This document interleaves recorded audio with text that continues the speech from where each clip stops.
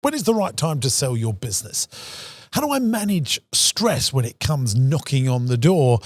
And what do you do if you've got a swapping time for money business and you want to transition it into a commercially profitable enterprise? They're all the questions that I'm going to answer today on the podcast, plus a whole host more from Instagram and LinkedIn. It's all coming up here on the Big Q&A show. Strap yourselves in. Hello, campers. Welcome back to the Business Broadcast. The podcast designed to help grow your business, where more of you are listening than ever before. More of you in the audience are commenting than ever before. And that's why this man here is now going to speak. Hello, JB. Hi there, everybody. Thank you for your Instagram handle? At James Burt Official. I don't know why you find this so funny. James Burt on Instagram. You can go and find him at James Burt Official. And James also, Sinclair. At Spice Girls Official. Imagine, I wish I had got loads of those handles when Instagram first came out. Imagine if you had at BMW or at Mercedes. And you're like, oh, can we buy it? Yes, you can. Well, there For you go. a very pretty penny. Right, today on the pod, guys, we're going to be doing something completely different. Normally, as Jimbo said in the intro, we have business owners on, they have some challenges, and we try and assist them in taking their business to the next level, giving them advice and a little bit of guidance. But today on the pod, you guys have been messaging in your droves via Facebook. Not Facebook, that's a complete lie. I've completely lied to you, and for factual purposes, I will not tell those lies. Instagram and YouTube, and we are going to do a kind of a quick fire-ish Q&A format where we get to pick the brain. We've done this before. Leading entrepreneur James Sinclair. Yeah, People like it. They did like it, didn't they? How many did we pull off of YouTube? It's that kind of a channel. We just Instagram today. Instagram and LinkedIn.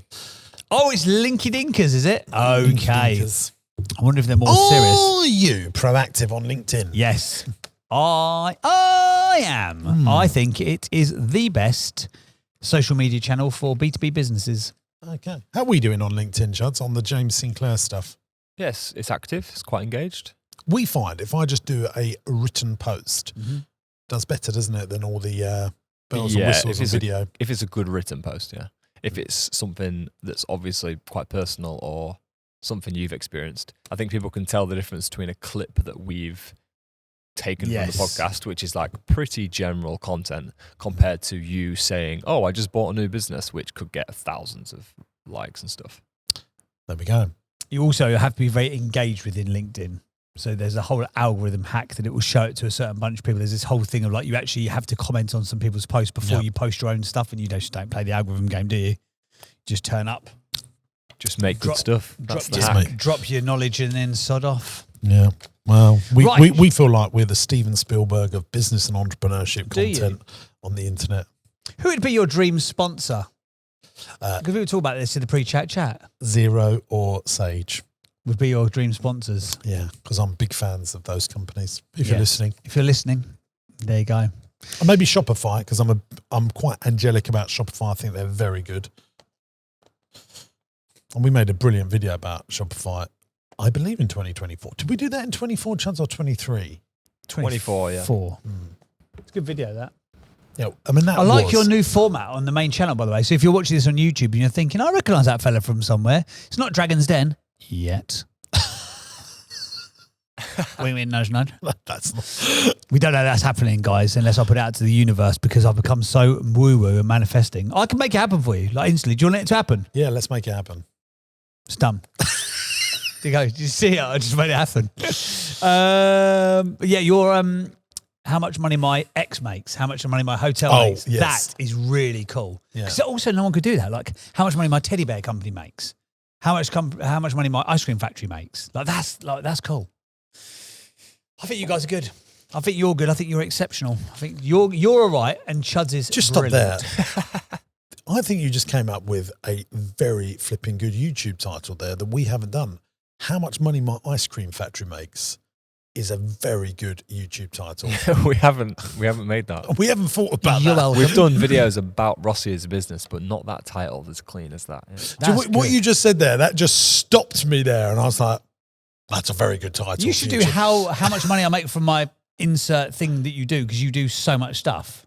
That is the plan. It's not happened by accident. Yeah, we have been doing. Yeah. But the ice cream factory, it's the word ice cream factory. That sounds like Willy Wonka type stuff, doesn't it? I think that would do like the YouTube. We done one. How much did my soft play centre make? Which was the one that popped recently? Like We did Hotel and Soft Play Centre and A Day in a Life, and those all All three, of them. yeah, they all did really well.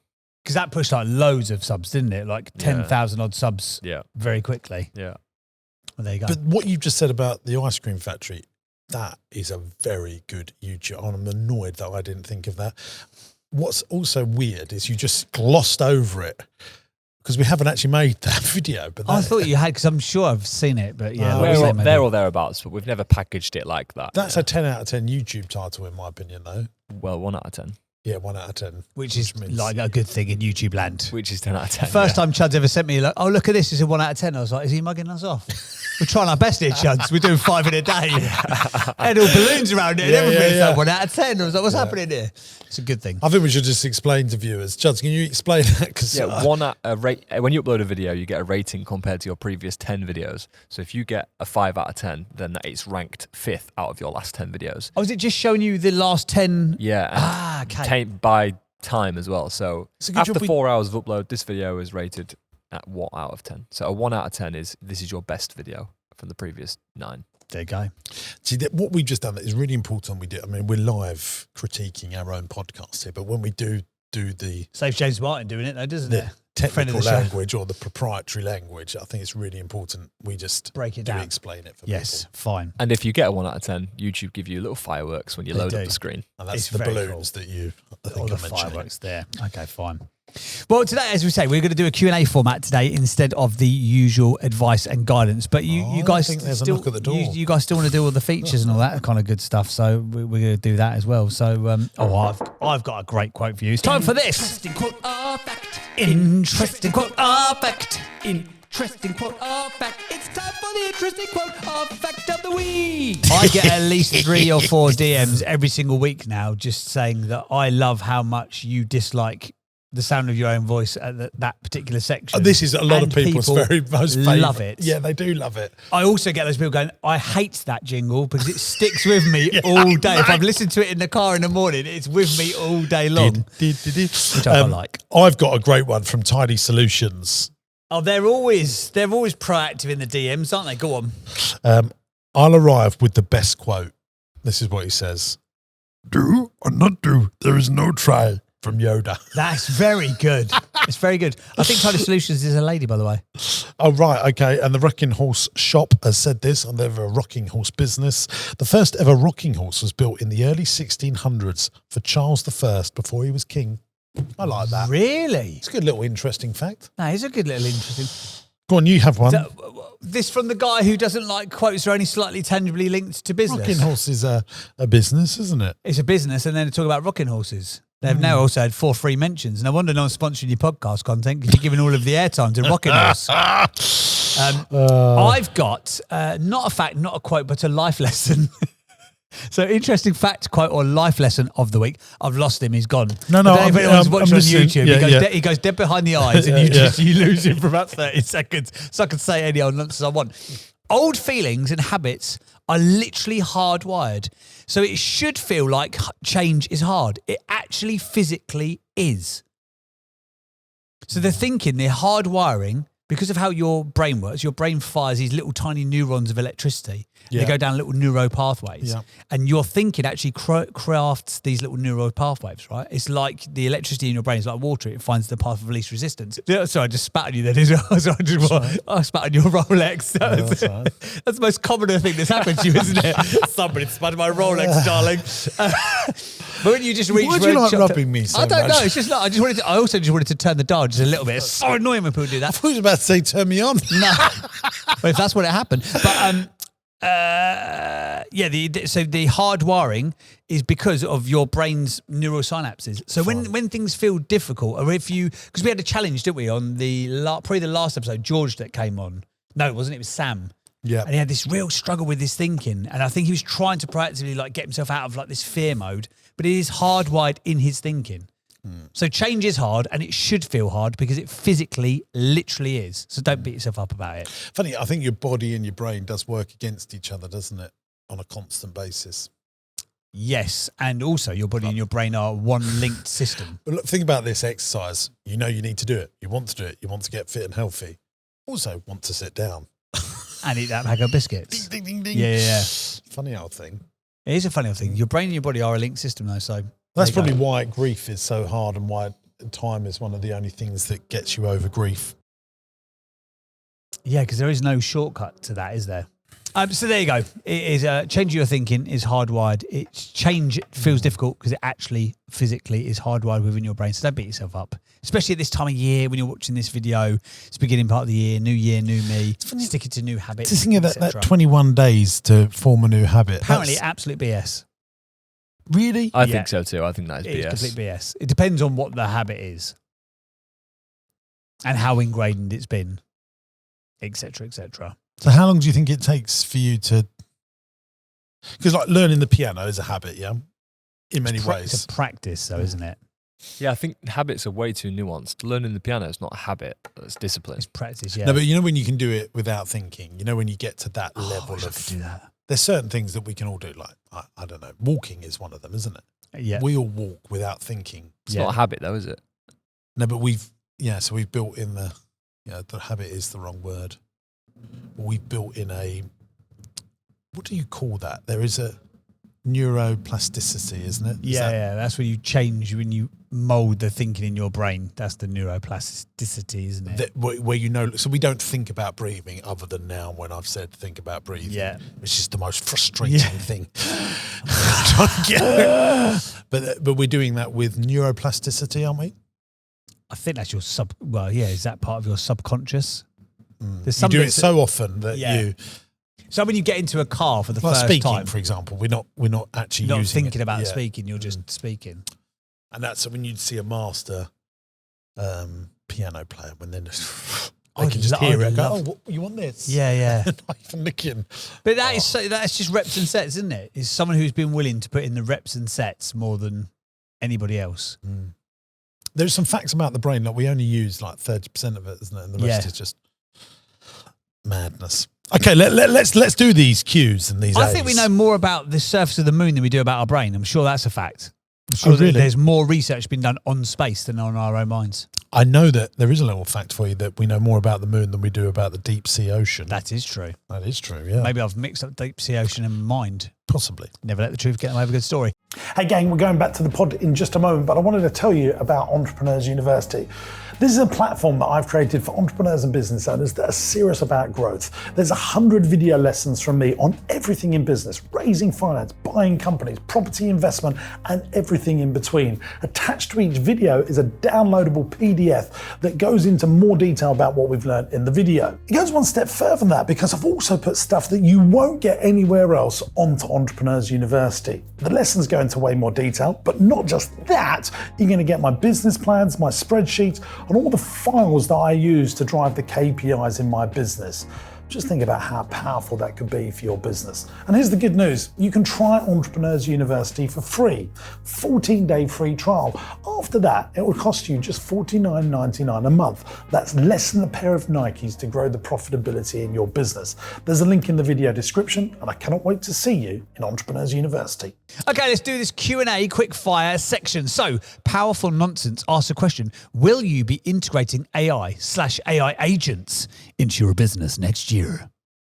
Well, I think AI is part of our world more than we would like to realise, and I think it's always has been for the last 10 years, but it's become sexy and labelled as such. So, for example, if you're using zero accountancy products, there's lots of things that are automated in there, which could be loosely labelled under the form of AI. I think there are some like good data search things that you can do with AI, which would have taken tons and tons of paid for research. So the answer is, we would always consider it and look at it.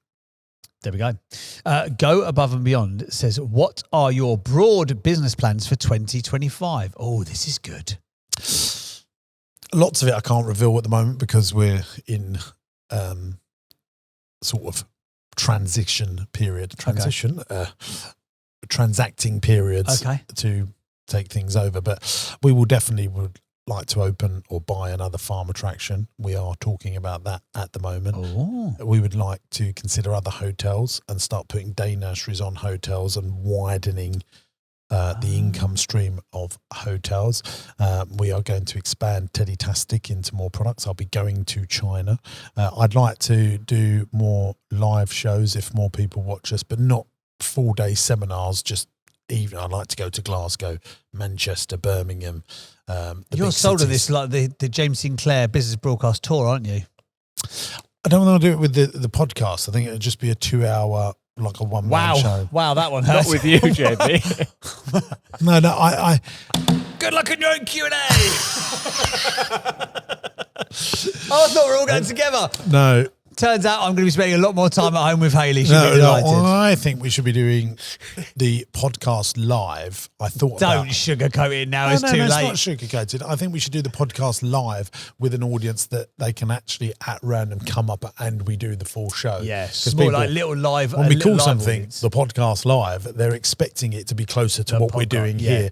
And when we which we did that, tried to do, and it doesn't work. No, not in a theatres. no. It needs it because we Playing actually. jingles on that desk. Yeah. At the Leicester Square there looked a bit ropey. Yeah, and I think I would do an hour's keynote.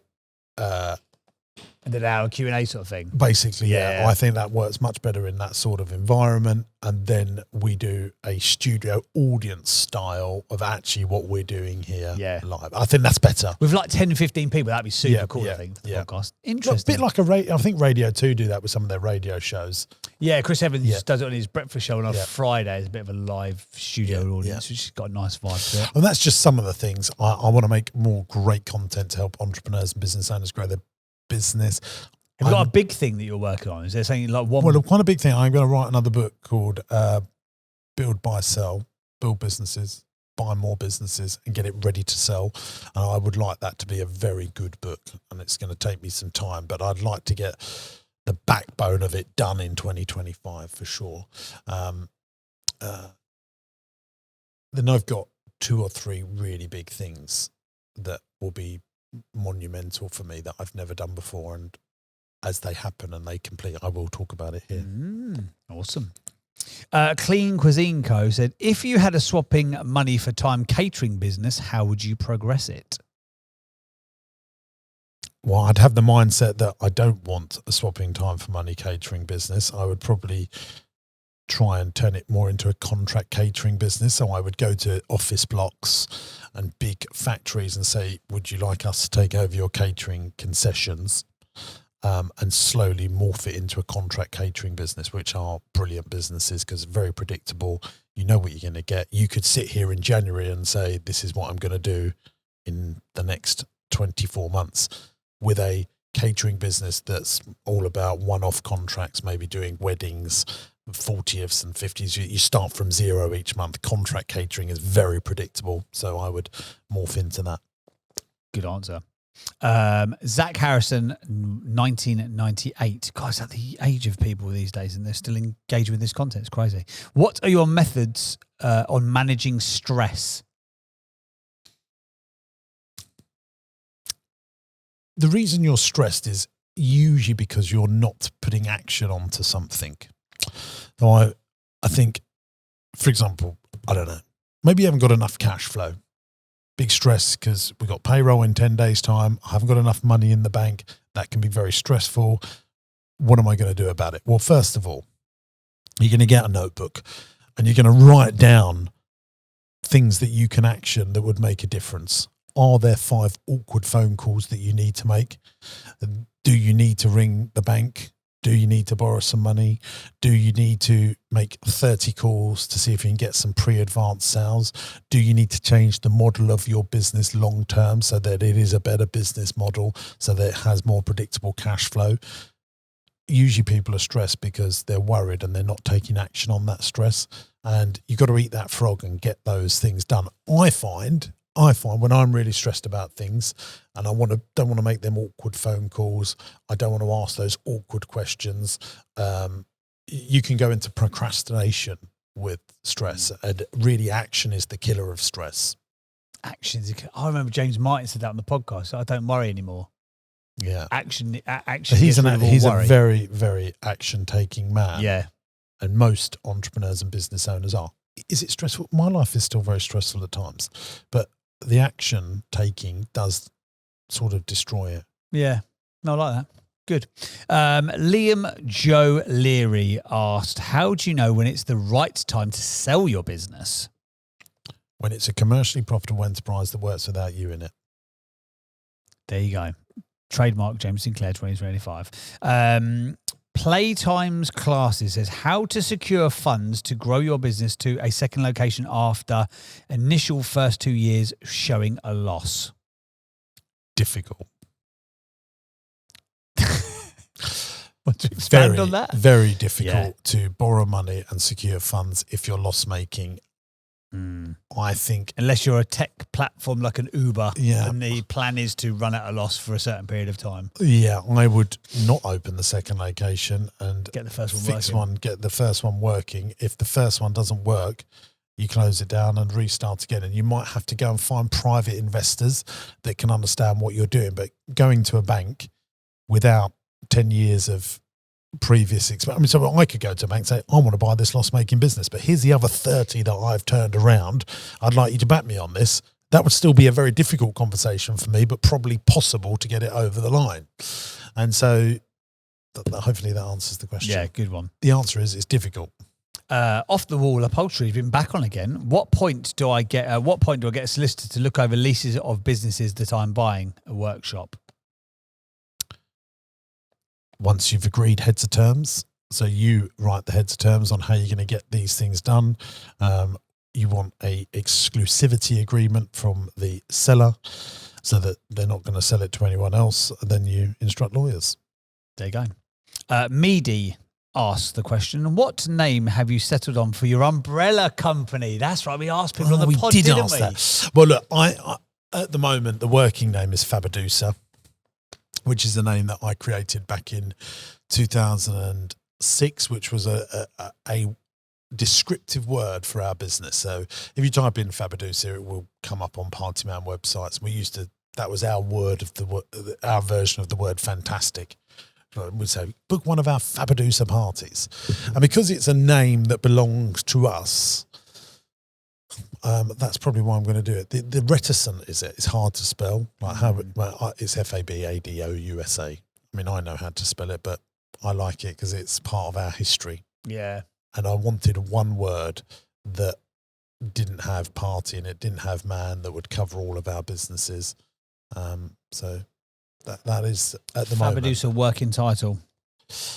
Brad Fowler 94 said, would you go on Dragon's Den if you were asked to at this point in your career? What, as a contestant or as a dragon? Well, I assume as a dragon. Yeah, absolutely. I'd love to do that. Which one would you want to replace? Maybe they put a new chair in for me. Yeah, oh, there you go. They did guest episodes, didn't they, last time around? Who's your favourite dragon? Peter Jones. I've always liked Peter Jones. I just think he talks a lot of common sense. He lives in the real world. I like Sarah. I saw her at a conference the other day. I do like Sarah. She's a lovely lady. She's nice. She was good on stage. She was presenting and she was good. I want to change my answer to Sarah, actually. I changed my mind. Sarah. Peter Jones is by far the most successful, though, on that panel, I'm sure. He must be due for retirement. Put him out to pasture and get Sinclair in.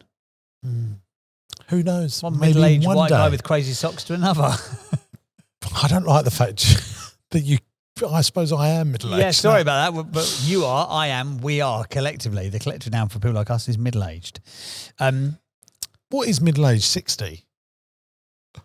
I just want to push it 2 decades down. 60, middle-aged. Well, yeah, no, they do reckon that there's no reason why you couldn't live to 120 these days. I don't see 39 as middle-aged.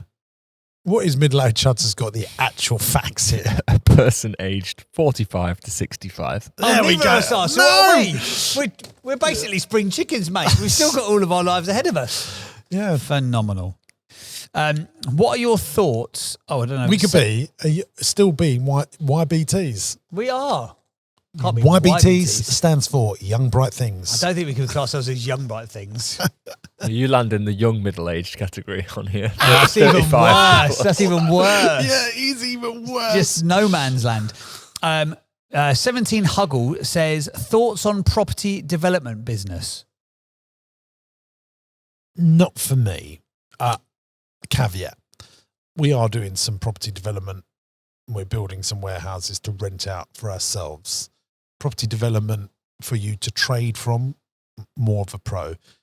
Unless you have got 10,000 hours of practice and are very good at it and it is your thing.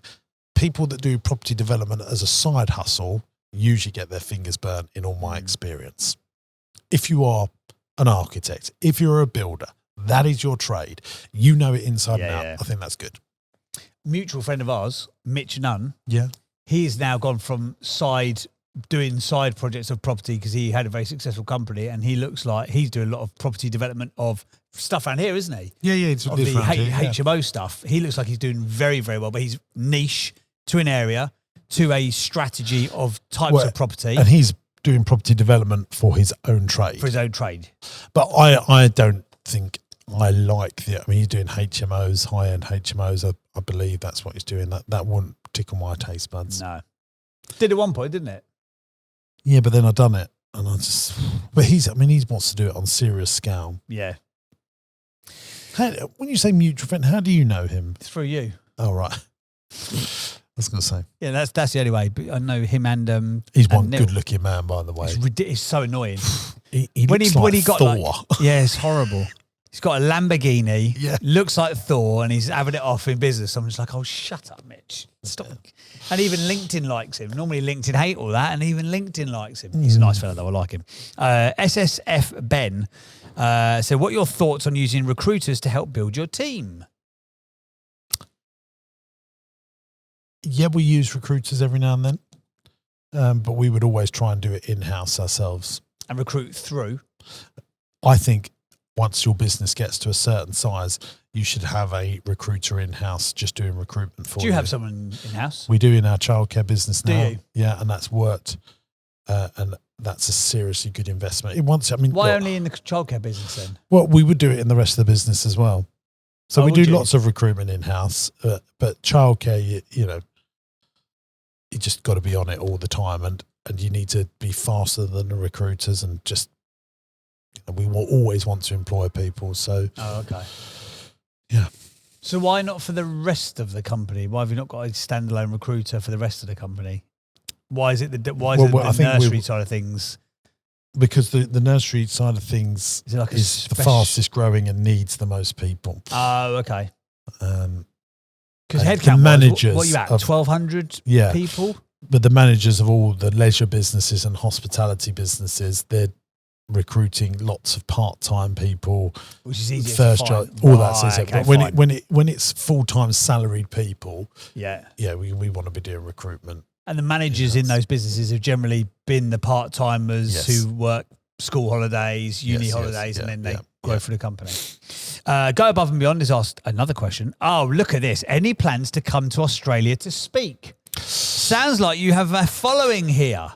I would like to do some stuff internationally speaking and stuff. And look, it's only a matter of time as the podcast and as the YouTube channel compounds. Me and Chuds have always said there's another marker that if we had someone like Zero or Sage say, we would like to sponsor your content, I think that would be a big thing. Being on Dragon's Den would be another big thing.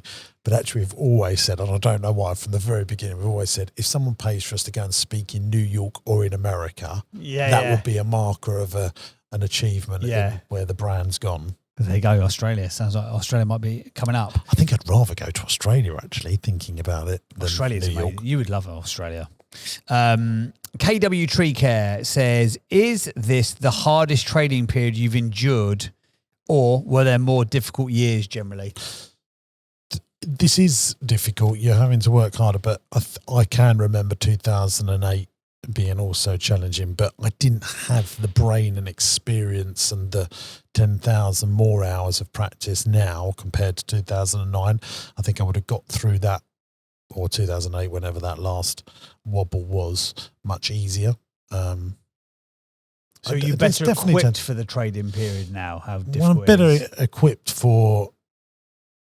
Well, I'll tell you one of the big differences, I try not to talk about politics, but there's definitely a government that are anti-growth and are punishing businesses at the moment by employers' national insurance, increasing business rates, and the SME business is going to struggle more because of them. But that will present opportunities at the same time as more people give up. Right, a few more questions in. These ones coming from LinkedIn. Jonathan Evans, who is a commercial director at Audium Insurance Services, says, if you had to start with scratch with 1 million quid, what business would you start first and why?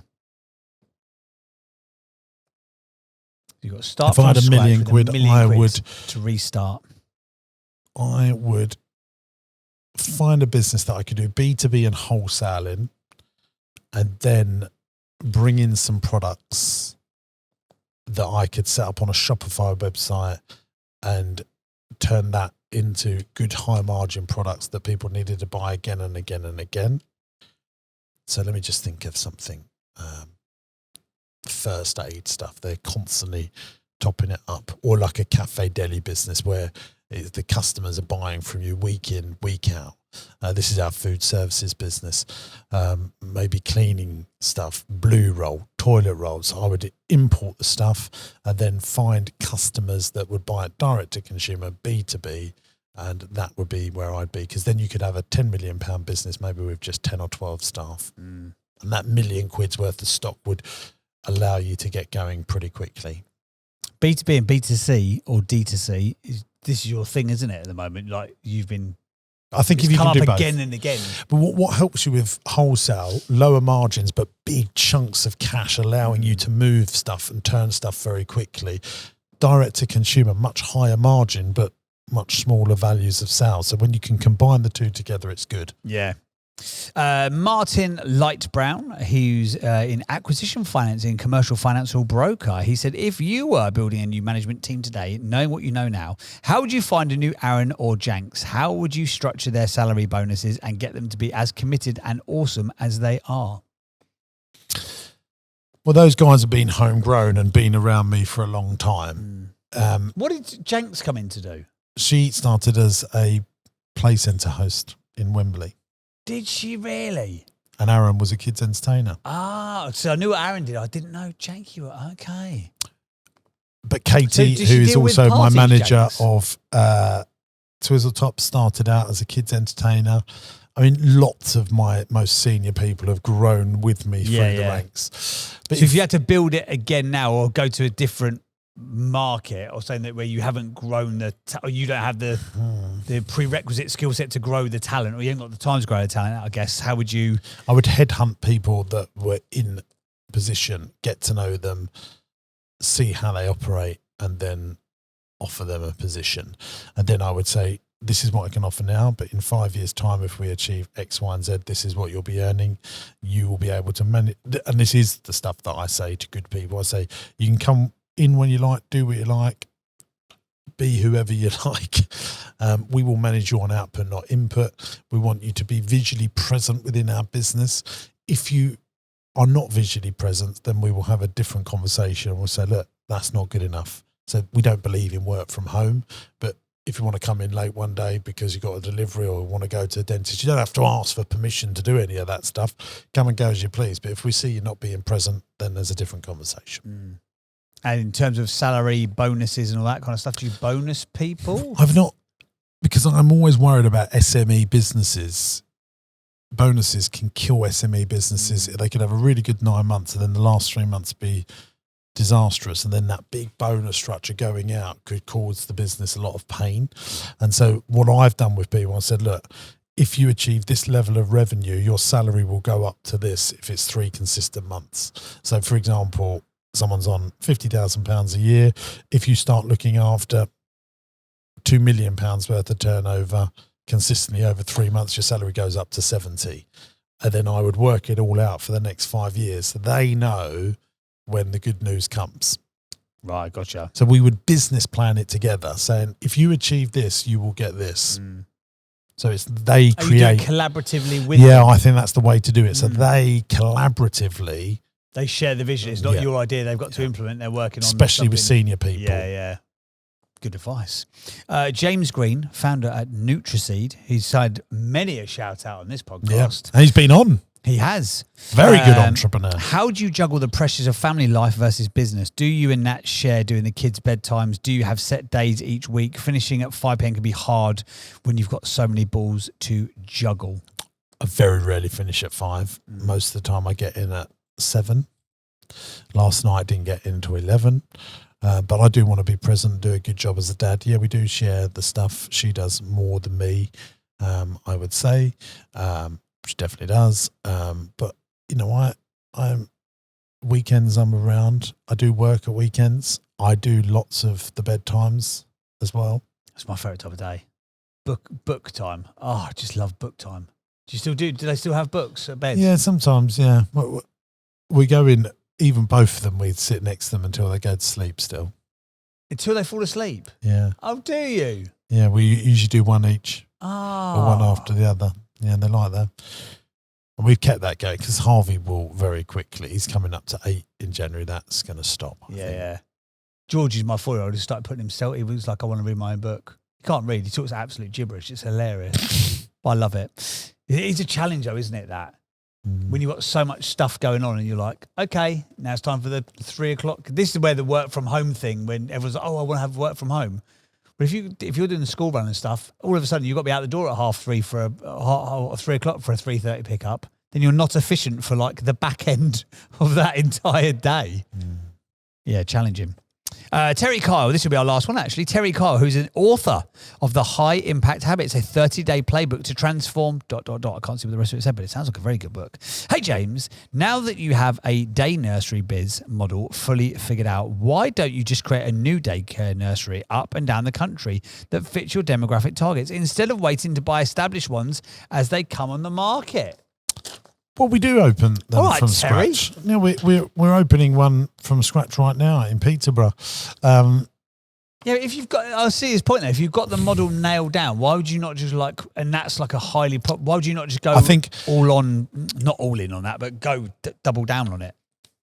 the answer to that, why we don't just go and open more and more, is we need to recruit the best possible managers, because nurseries, like all businesses, follow that formula of success. E plus M equals S, entrepreneurship plus management equals success. If I had 10 A-star managers ready to go, we would open 10 more nurseries. But then it's the deputy manager and it's building the teams. And it is... Is that not putting the cart before the horse, though, to need the person before you've got the business ready? Would you not have No, that's always, I always think... Really? If I can find the people, I'd open a nursery for them. Really? Yeah. And if you could find, so if you said to Leah... And let me be clear, I'm not proactively looking for 10 more nursery managers, although I always tell our nursery team, always have ads out, always recruit for great managers. If you interview one, then we will open the next nursery. Really? Absolutely. And would you nationalise it? And now you've got the model for it. And let's say, for example, I nationalise it? Hotel or soft play centre or farm park, and you can bolt it onto that. Would you start to, because your business is very like corridor of the south, heavy. Very difficult to nationalise it with the team that we've got at the moment, because we haven't got a big enough senior team. This is very different. You're looking after, caring for people. It's much easier to nationalise Teddy-tastic. You just need another 300 grand's worth of stock to go to the next level. You know, you just need a little bit of a bigger warehouse or another forklift truck. I don't know. But, you know, scaling a childcare business is about having the very best people. So if you were going to scale one of the companies right now, what would you be scaling? Teddy-tastic. Is it Teddy-tastic? It's And our food service business, again, you know, that's doing very well. Well, there you go. Well, thank you very much, everybody who, oh, blimey, yeah, forgotten all about that. It's time, I know what you're thinking, surely, is this podcast over? There's people walking around in an emergency fashion. Don't worry about it, guys. It's not time for that. It's time for this. Here we go, gang. It's time for the business quiz. It's Jim versus JB. Oh, he's the winner, and I'm the loser. Which one's clever and which one's dumb? Izzy Wizzy, let's get quizzy. Okay. This is part of the show where we have a business-style quiz. We have a business-related question, and me and Jimbo Sinclair, sometimes Shuds, and hopefully you guys at home Guesstimate the right answer. Guys, I just had to press pause here because we've got a bit of an inside joke going on. I've already been fed the answers to the question that you're about to hear in this week's business quiz. Chuds, our producer, has already told me the information. So for the next couple of weeks worth of shows, every time that we play this game, I'm going to beat Jimbo and we're going to see how much we can annoy him. It's a bit of an inside joke, so you're on the inside with us. Shh, keep it quiet. How many individual biscuits can the McVitie's factory in Ashby de la Zouch in Leicester store? How many individual biscuits can the McVitie's factory in Ashby de la Zouch, which is the best name in the whole of England, how many individual biscuits can it store in Leicester? Individual biscuits. No bloody idea. How big's that factory? 500,000 square foot. How big's a biscuit? You're not gonna maths this one, are you? No, I think you'd go over. I'm going to go 1 million biscuits. Oh, it's got to be more than that. I mean, these are getting loose, these questions, aren't they? I reckon we started off with great questions around business and entrepreneurship, and now we've gone sideways. Gone crumbs. Oh, we have crumbled. It has crumbled, this quiz. I'm going high. I'm going to go like 500 million biscuits. 500 million. 500 million biscuits. Imagine how many I mean, biscuits you get 32 in a pack, don't you? I don't have very specific knowledge yet. 32 in a pack. How many? Like, think about it, right? How many? Even I'm if you going just, 1 million. Even if you just laid them down here, see if you said there's 32, I reckon you're getting 500 in there. So that's 1,500 biscuits per row. You're getting 1, 2. I reckon you're getting at least another. Just tell us. Come on, take us out of our misery. You're going, how many? I'm going 500 million. 500 million biscuits. 500 million biscuits can fit individually into the Ashby de la Zouch Leicester store. And the answer is 700 million. 700 million biscuits. The UK's favourite dunkable biscuit is the milk chocolate caramel digestive. What a biscuit. No, it's not. The milk chocolate digestive is bigger than the caramel digestive. Oh, that's not true. Not according to this. I've never even eaten one. I mean 700 million biscuits. I mean, that is part of the reason that is why a good the Sunday UK, morning for you. The UK is seen as one of the fattest nations in Europe. I think, therefore, that could be. But the milk chocolate caramel digestive, I don't even think I've had a milk chocolate caramel digestive, and I've had a biscuit in my life. Have you ever had a milk chocolate caramel digestive? I might have had one. Have you had a milk chocolate? I didn't even know that's a thing. I think we've made a mistake there. The milk chocolate digestive, taking out the caramel. That's what I would have thought. That's what I would have thought. The original McVitie's digestives were made with baking soda, and it's thought they would help with digestion, hence the name. Right. Digestive. Oh, there you go. McVitie's has been voted as the UK's top nostalgia food brand. So there you go. That is today's business quiz. There you go. Hope you've enjoyed the show. Time for the grand reveal, though, guys. So you guys, obviously at home, have been playing along with us in a secret quiz. Now, for those of you who don't know, we batch record all of the content. So the last 4 episodes, you have seen a secret section that Jimbo Sinclair hasn't known. I've been fed all of the answers before for each and every one of these questions just to see how much of a bad loser you were if you lost 4 on the bounce. But you haven't bitten. You didn't take the biscuit. So Chuds has fed me every answer. There's been a secret clip that's been inserted. So I would intentionally win every single one of the last 4 And you episodes. did win. I did, yeah. And we just thought, because normally you go, oh, no, you come up with a bullshit excuse. But that's mine. So, so the last 4 episodes, I've been playing it honestly. And the entire audience have been up against you on that one. Oh, well, there you go. And even one of them I got wrong, so I forgot the fact. Yeah, you still changed it, didn't you? I still lost it. Anyway, if you have enjoyed this week's episode, Did we get a gift, by the way? Should we just mention that? We did. So look at this. This was sent in to us by Wallace & Company Fine Fragrances. So this is from Denny Wallace, that the company is named after. Look at this. Beautiful packaging. He loves the podcast. He listens to every single episode. He's a massive fan. He's based out in Dubai these days. He's like, I've got to send you something. Can I have your office address? I'm going to send one for you and one for Jimbo. And I said, I'm going to give you a shout. I said, I don't want a shout. I just love the podcast. Where's your one then? I've got another one in the box. Oh, this is lovely, this. Beautiful, isn't it? Yeah. So thank you very much, Denny, for the lovely The gift. packaging. I mean, It's beautiful, isn't it? I'm sure is that like a what's that? That's like a mouse. like an Art Deco mouse. Yeah, I think this is like a Christmassy sort of. Very nice. He's just got into all of the high end. Yes, he's gone to Dubai. He's going into all of the high end, the very high end hotels. Smells very lovely. Fragrances and scents and all that stuff. So thank you very much, Denny. Thank you very much. There you go. If you've got something that you'd like to send in to get a free shout on the show, That's feel a dangerous free. question. And also, if we don't like it that much, we might try and charge you money for the sponsorship. By the way, if you're from Xero or Shopify or one of those other big companies, feel free. If you want to get to at least 100,000 people who are serious entrepreneurs, and you can sponsor this podcast. We do say, every week people come in and want to do something with us, and we say no to most. Yeah. In fact, I think we've only ever said yes to Capital on Tap and American Express. Well, there you go. They're the sort of the echelons that we're after. And this is before he's even gone on Dragon's Den.